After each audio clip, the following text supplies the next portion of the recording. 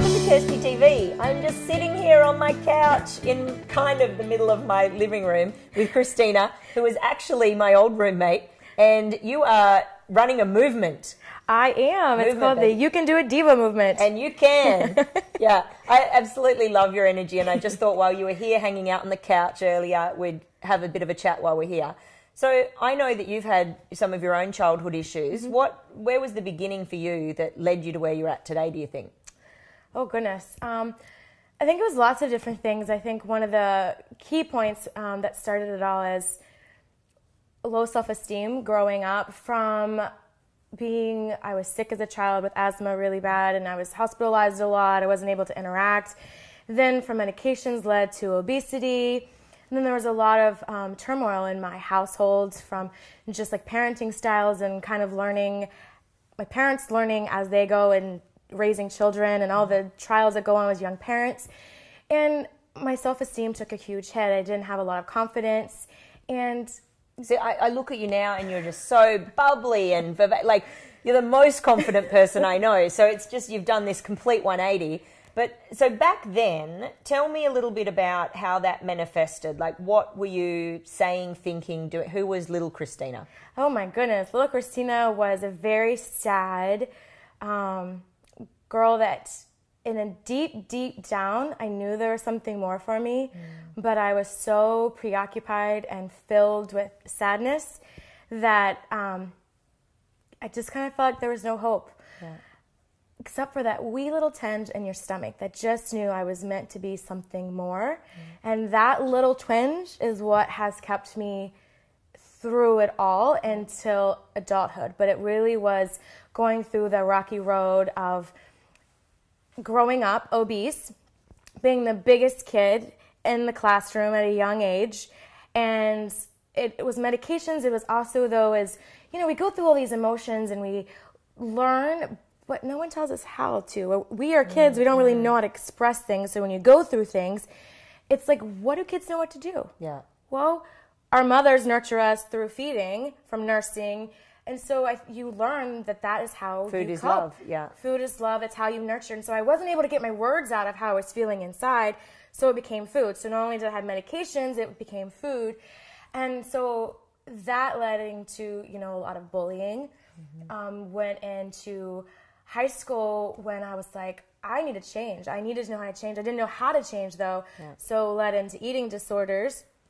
And it just kind of... So what sort of eating disorders did you go through? I had anorexia, bulimia. And so it was anything that I ate, I would purge it. And it became a sense of control. Yeah. I could not... That was more for anything. It was a little bit about the food, but it was more about controlling. As a child, you're in an environment. You can't control it. You're kind of subjected to whatever it is that you're living in. Yeah. I couldn't control it. And so it was my way of controlling my world. So how old were you when the anorexia started? I was in, I believe it was the beginning of high school, I think, because I wanted to dance. I was dancing. I was good at it. I wanted to do more of it. Yeah. But my weight would limit me, my asthma. So I wanted to get it under control as well as dance. And so I took that as my means, and I did dance on my high school dance team. It led into college. And then I met an amazing professor who just saw my potential. Yeah. Just specifically just having me in class. And he never said anything, but he just kept involving me in different things. And I would run with him and just started being active. So he knew something was going on that wasn't healthy. And then he... just would find reasons just to have me come in and do work, and he would just start becoming a mentor, and that's kind of what led me into, because my major at the time was exercise physiology, and I had just started seeing a different way of living, and I met some amazing girls in college. You always have that bottom line of you attract where you are, so I definitely had that same run, but I started meeting amazing women, doctors and lawyers that were just doing, and they just accepted for who you were, where you were. And I think that was when my huge shift happened, as well as in my success and what I was doing. So once you felt accepted by a group, yeah, you fit in. And then my own success of school. Yeah. Like, I was doing great. My professor was having me, I was run clinics, I was getting involved. I created a program called COPE with this childhood obesity prevention education. So it was just a lot of things that I started feeling good about myself, and I was creating a difference. Well, and I mean, obviously we lived together for a while, and so I know that you eat really well. And I didn't know this, that you'd had an eating disorder. You eat really well, you make healthy choices, you eat great food, like you eat better than me, but you're not sort of someone who I would say restricts themselves. So there's obviously, I can't even believe there's, normally you'd pick up with someone if there's a dysfunction around their eating and say, I mean, you dance now, you absolutely love dancing, you're so happy in your body. So how do you think you got to that place? Because to go from where you're telling us you came from, it just seems so different. How did you do that 180? Baby steps. Yeah. It's really baby steps. It was, being around a group of friends that supported you where you were. Yeah. Didn't expect anything more from me than just where I am. It was the success that I was gaining on my own and setting very achievable goals. I knew I wanted something more. It was still that twinge in there. I didn't know how to get it most of the times, but I knew there was something more. And you touched on, so there was this real transition for you with finding the right group of girls in later life and finding these mentors. And I think that's really important because a lot of people don't have it in their childhood or their upbringing. They might grow up in crazy, chaotic homes, as you've touched on, you did.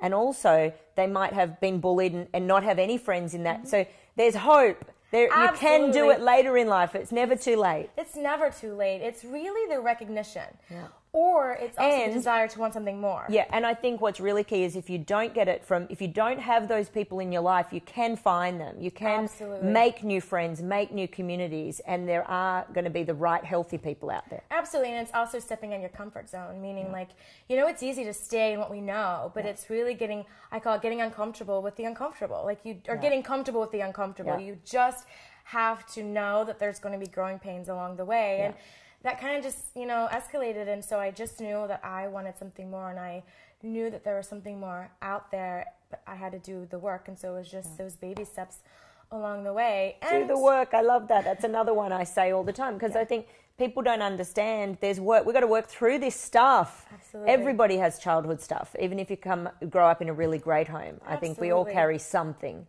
Absolutely. And it's also, one of the important things to me is just because something happens doesn't mean you have to stay in that. Yeah. Yes, it hurts us, and yes, we would love to have something different, or maybe it is shaping who we are. It's a part of us. Yeah. But that story doesn't have to define us. Yes. That story can be our motivation. That story can be, okay, this is how I can relate. But it can be the motivation to desire something more out of it and not just get stuck and repeat this. Oh, this happened. Oh, this happened. We all have things that have happened. It's how you look at it and move forward. And creating truly what you want out of life, that we have that kind of power. If we would just look inward and see, that what we have, we can create. Well, and part of it is what you've done with it, your story, is create this movement and go, well, I'm going to help other people who were there. So what has that meant to you? It's been huge. The You Can Do It Diva movement came out of a place just 2 years ago, literally, that I went through another huge transition in my life. And I wasn't where I wanted to be. I had turned 30, and it was the best year of my life. At 31, this huge transition happened, and I was successful in so many areas, but others I wasn't. And I felt for my life as, here I am. I'm the encourager. I'm the one that a lot of people come to. That's my role. But I didn't have anybody to go to when I was feeling. And when I would go to people, their advice or their direction didn't really give me answers that felt good to my soul. Yeah. It kind of just came, well, this or that, or, oh, you just have to, it didn't give me hope. It didn't give me strategies. And so I became into a very dark place again of very lonely. And I was just, at the end of 2011, I still remember this today. I'd moved across the country from the East Coast out here to LA, and I came for consulting. And I was getting ready to start January 1st, but December 31st, I was in this place of, I didn't want to live. I knew that I had something, but I couldn't figure it out. It had been a whole year I'd been going through this. I kept waiting for the answers. I kept looking, and I wasn't finding them. And I truly, for me, I prayed that night, and I was like, God, if you want me here, make me know by tomorrow, because I don't want to be here anymore. I can't keep dealing with the pain that I was feeling. Inside, it truly was the loneliest year of my life. On the outward, you'd never know it. But it was just a very lonely, dark place. And literally, I woke up with 10 new goals. Just immediately, and I got up and I wrote them down. And one of them immediately happened was increase my association. finding women that were 10 steps ahead of me that could be like, I've been where you've been. Let me show you the way. Let me hold your hand. That was the very first and foremost. And I think that it's important to say that they're out there, because a lot of women get stuck in this, oh, there's nobody wanting to help you along, nobody supports other women, and there are those. Yes. But I think there are just as many who are willing to help and give you a step up. And again, it's you have to take that initiative. You have to be the one that step into that and want it. Yeah. And get rid of the excuses. And so you woke up with this list, and I think that's really important too, though, because a lot of the times we get these whispers. People are waiting for like some big sign, and sometimes the sign is in a dream, or it is in that moment of like when you're inspired to write this down, and there's something in your heart and your soul that tells you this is what I'm meant to do. And then a week or two later, we can go, oh well, there's just that list. No, like you've got to hold on to that and realize that there's something in that for your destiny. Absolutely. And I think that's when confidence comes in. You know, I can't say that I have high confidence in every situation. I still have my fears. And that's when somebody that's 10 steps ahead of me can say, you got this. This is your growing pains or whatever. But it's really just looking back and just not making excuses. Yeah. And just going out and finding that it is what you need and making it happen. And we don't know. You can do it, diva. Exactly, that's where it came from. And it came from the you can do it, diva, from looking at sometimes you need it for other people than yourself. Yeah. It's that looking outside yourself than inside yourself. Well, I know that you're going to spread such amazing women for all kinds of women, and just remember, you can do it too. So I look forward to seeing you next time on Kirsty TV when we're sitting here chatting in my lounge room. Who knows who will be here. Make sure you subscribe on YouTube, tweet us, comment on Facebook. We'd love to hear what you think, and I hope you're out there making a movement too.